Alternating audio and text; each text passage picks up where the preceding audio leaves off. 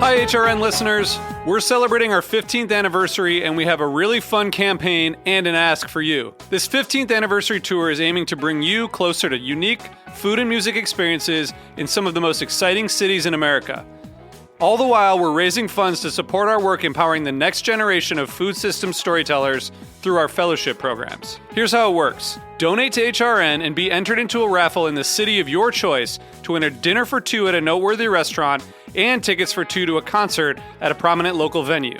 We have incredible partners in New York, Los Angeles, Philadelphia, Nashville, Las Vegas, Charleston, Asheville, and Ardmore, Pennsylvania, who have donated a meal for two and two tickets to a concert of the winner's choice. And all donations help fund our fellowship programs, where we're helping to build essential workforce readiness skills and food system storytelling skills. Check out heritageradionetwork.org/15 to donate and enter to win today. That's heritageradionetwork.org/15. Thank you.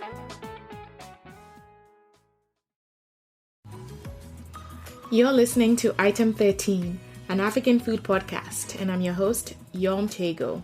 Every other week, we'll delve into the world of African food, including chefs, curators, and bloggers. Here's the show. Hi everyone, welcome back from our summer break. I hope you enjoyed our replay series. For me, it was an opportunity to reflect on how far the podcast has come, and just listen again to some of the truly inspiring stories from our food entrepreneurs from around the continent. In this week's episode, I'll share a little bit about what I've been up to this summer, some changes to the podcast format, and then what I'll be up to in the fall.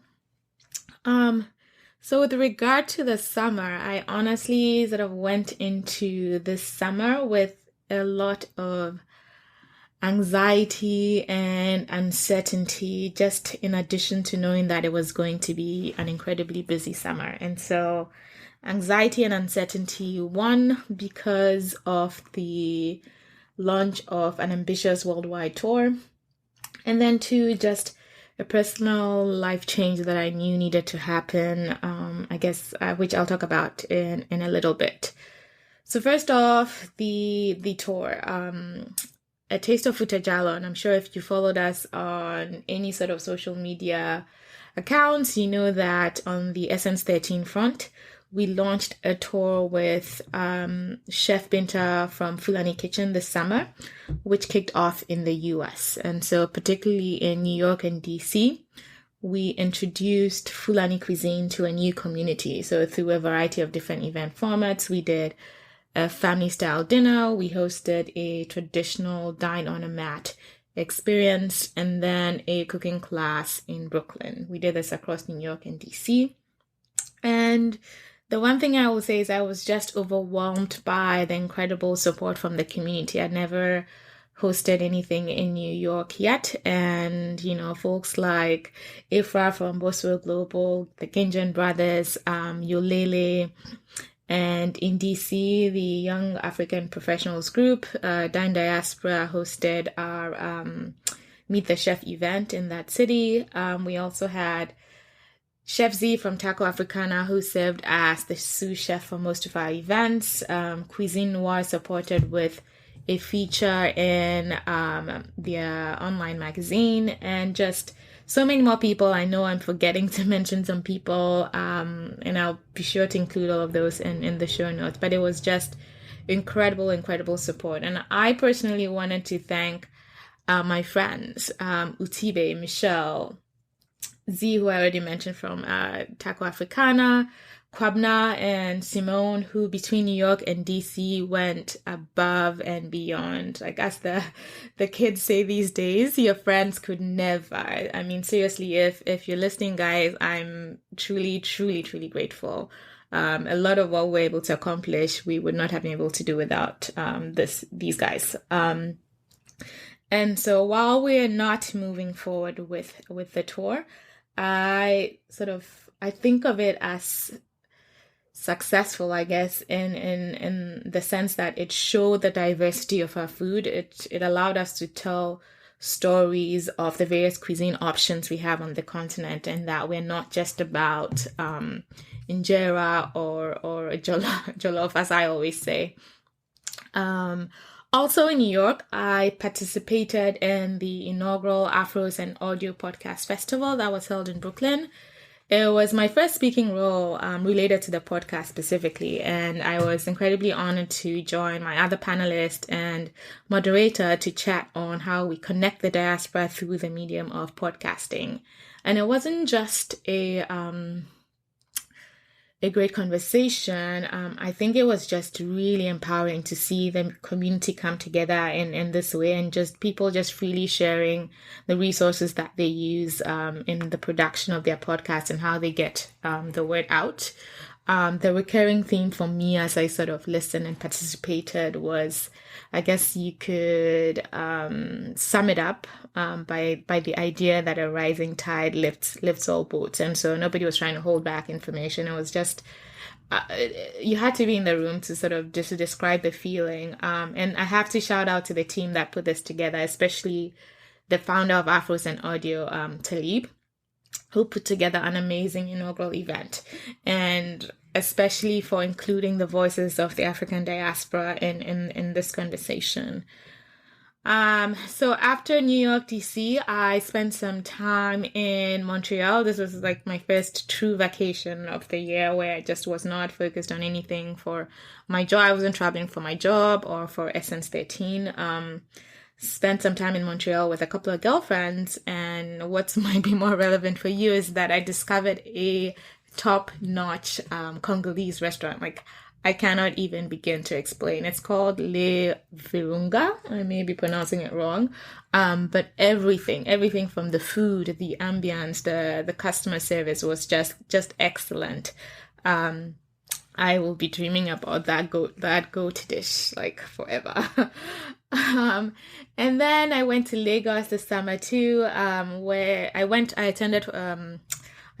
for one of my girlfriend's wedding. And while there, obviously, I sort of tried different food concepts, if you will. I discovered an interesting rice bowl concept. I think it's just called rice. I think the establishment is just called rice, but they do these different sort of rice bowls like you will have these concepts are sort of popping all over the place. I don't know. I don't want to mention a particular brand, but I think it's just called Rice in Lagos, and they have a couple of outlets. That was really good. And then I also tried amala for the first time, which I enjoyed tremendously. I honestly had never been inclined to try it before, just based on the color palette, we'll call it. But I'm here to say, I guess, don't judge a book by its cover. It was top notch. It was delicious. Like, it was flavorful. It was spicy. It was really good. So that's definitely adding that to my Nigerian food Rolodex. So I will share videos and photos of all the food experiences I had this summer on our Instagram page at item 13 podcast.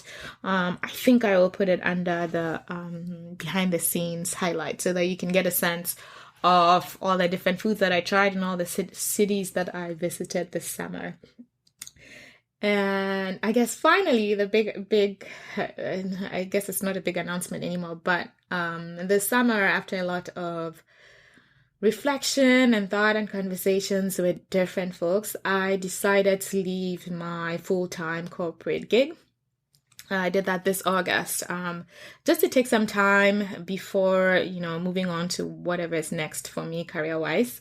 It's been 5 years of a lot of travel, long hours, and before this, I had worked somewhere else, plus my MBA. So I've just had 10 plus years of like nonstop work and grinding. And I know I get this all the time when I meet people in person. My life can look glamorous on the outside, but it can also take its toll, like mentally, physically, emotionally. And so I've decided to take some time off.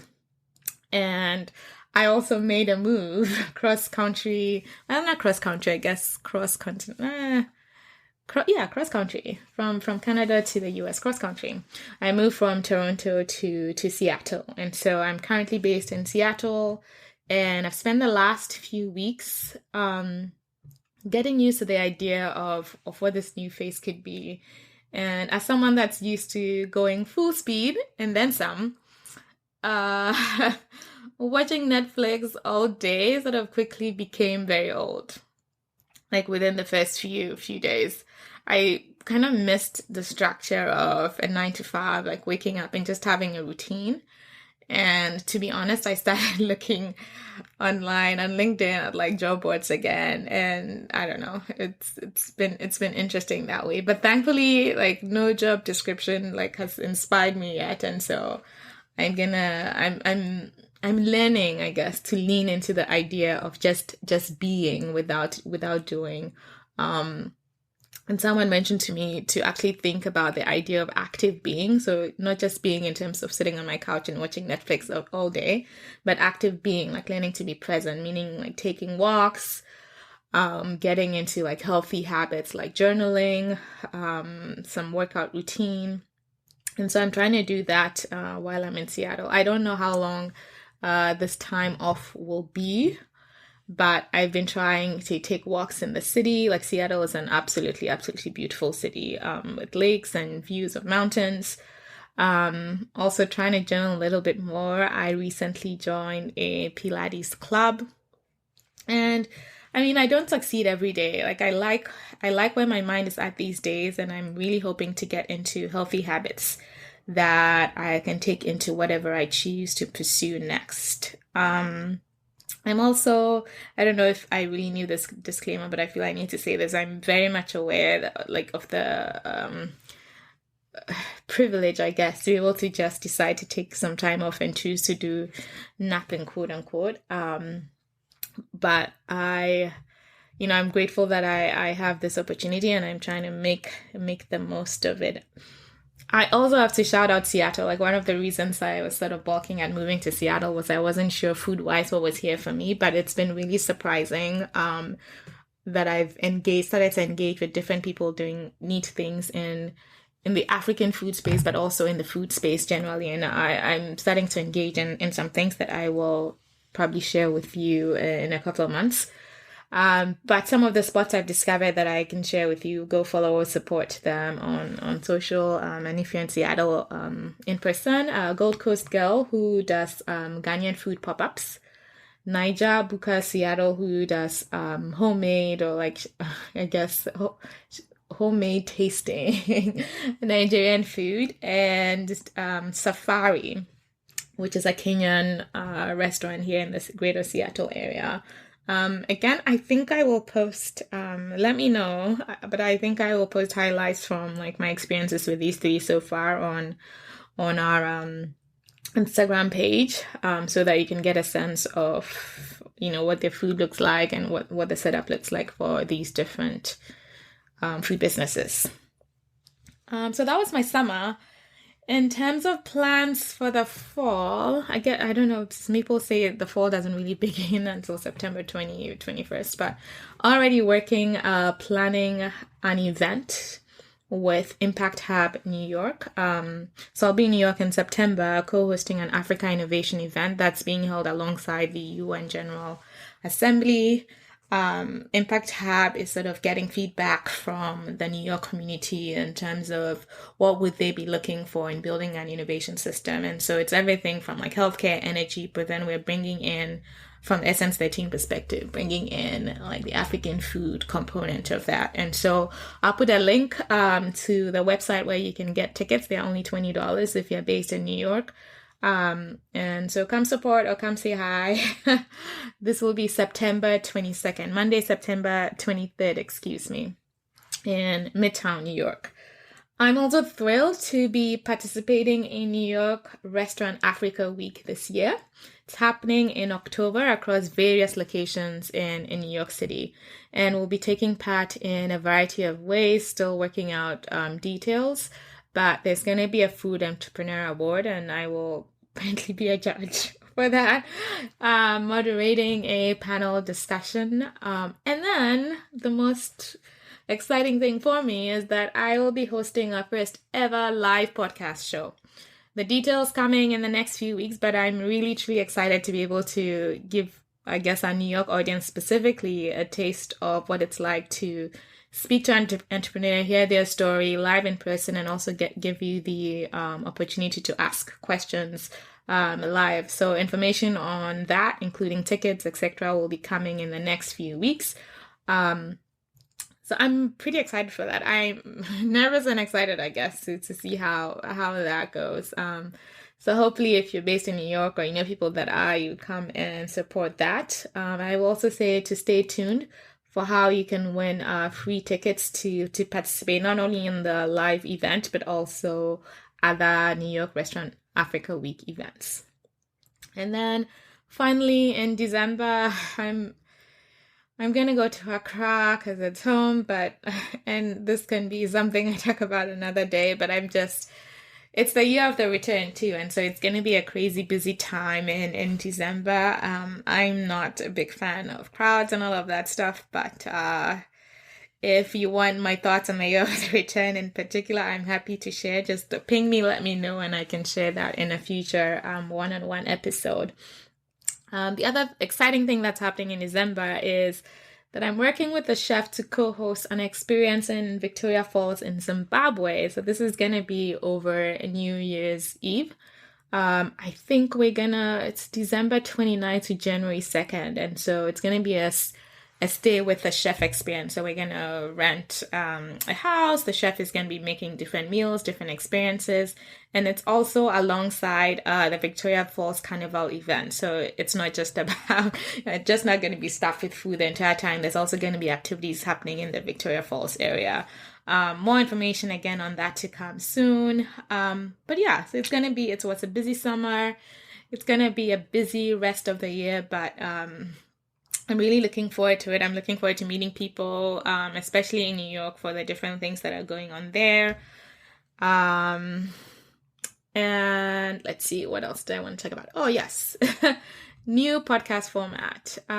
So over the summer too, I sent out some surveys to a couple of listeners, more than a couple of listeners, to get a sense of what they like about the podcast, what we need to include or how to improve it.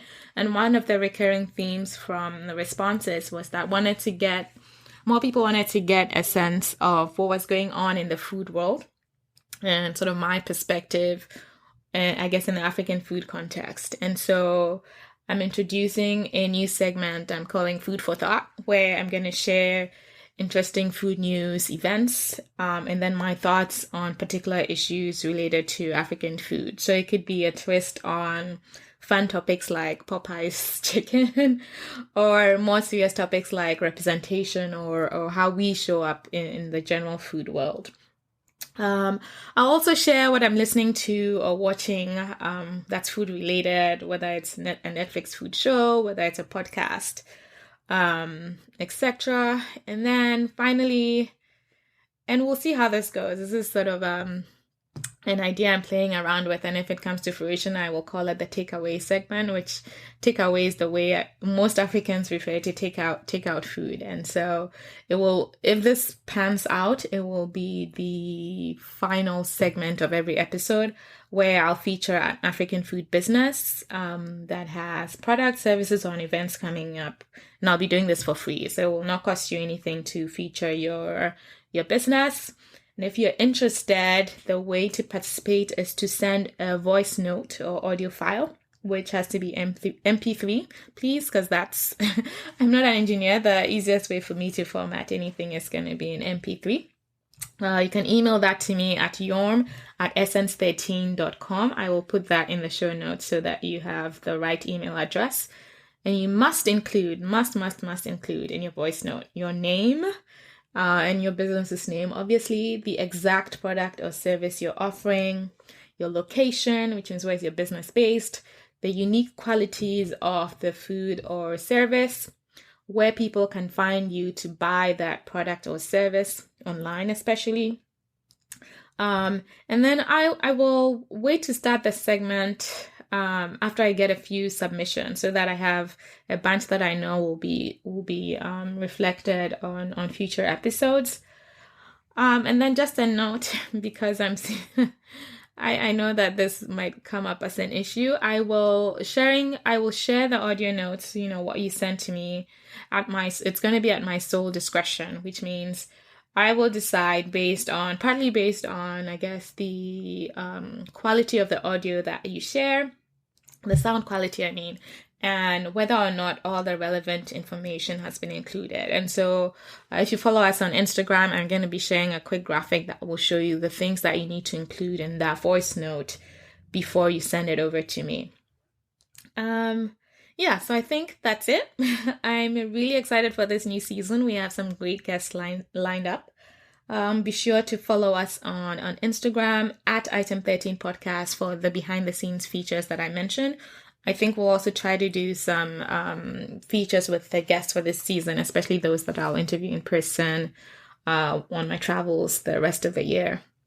And please don't forget to subscribe wherever you listen to podcasts, whether it's Apple, SoundCloud, etc. It's the way these, hosts help promoters, help people find us online, and we'll really, really appreciate your support in subscribing so that the word gets out. That's it. If you have any questions for me, you can reach me. You can DM me at Item 13 Podcast or email me yorm at essence13.com. Thank you, and we'll chat soon. Thank you for listening to Item 13, an African food podcast. If you like the show, please subscribe, rate, and review us on your favorite podcast app. To keep up to date, follow us on Instagram, Facebook, and Twitter at Item 13 Podcast. Thank you.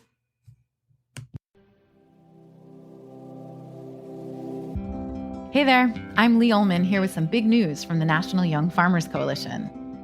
We're partnering with Heritage Radio Network on a special season of The Farm Report. It's all about what's happening with the Farm Bill and how it impacts farmers and eaters. I am growing diversified vegetables on land that's been in our family for 150 years.